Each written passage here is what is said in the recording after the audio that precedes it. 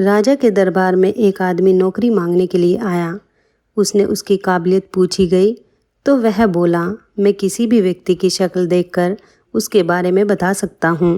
राजा ने उसे रानी के महल में तैनात कर दिया। कुछ दिनों बाद राजा ने उससे रानी के बारे में राय मांगी तो उसने कहा, तौर तरीके तो रानी जैसे हैं, लेकिन पैदाइश रानी नहीं है। राजा के पैरों तले ज़मीन खिसक गई। उसने अपनी सास को बुलाया और पूछा तो सास ने कहा, हकीकत ये है कि आपके पिताजी ने मेरे पति से हमारी बेटी की पैदाइश पर ही उसका रिश्ता आपके लिए मांग लिया था, लेकिन हमारी बेटी 6 महीने में ही मर गई थी। इसलिए हमने आपके रजवाड़े से करीबी रखने के लिए किसी और की बच्ची को अपनी बेटी बना लिया। राजा ने फिर उस व्यक्ति से पूछा, तुमको कैसे पता चला?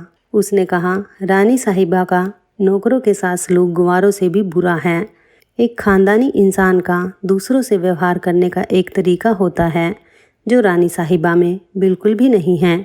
राजा उससे खुश हुआ और उसे अपने दरबार में तैनात कर लिया। साथ ही उसे बहुत सारा अनाज, भेड़ बकरियां इनाम में दिया और हमेशा किसी को भी यही सब इनाम दिया करता था। कुछ वक्त गुजरा।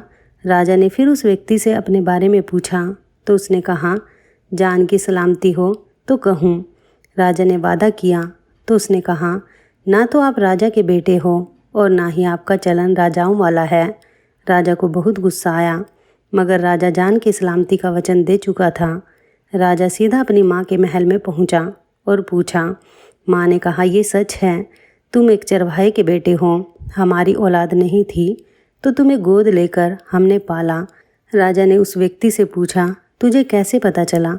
उसने कहा, जब भी राजा किसी को इनाम दिया करते हैं तो हीरे मोती और जेवरात देते हैं, लेकिन आप भेड़ बकरियां, खाने पीने की चीज़ें दिया करते हैं। ये रवैया किसी राजा का नहीं हो सकता है। मेरे प्यारे दोस्तों, इस कहानी से हमें क्या सीख मिलती है? आप अपनी राय कमेंट बॉक्स में दे सकते हैं। तो दोस्तों, फिर मिलते हैं नई वीडियो के साथ। धन्यवाद दोस्तों।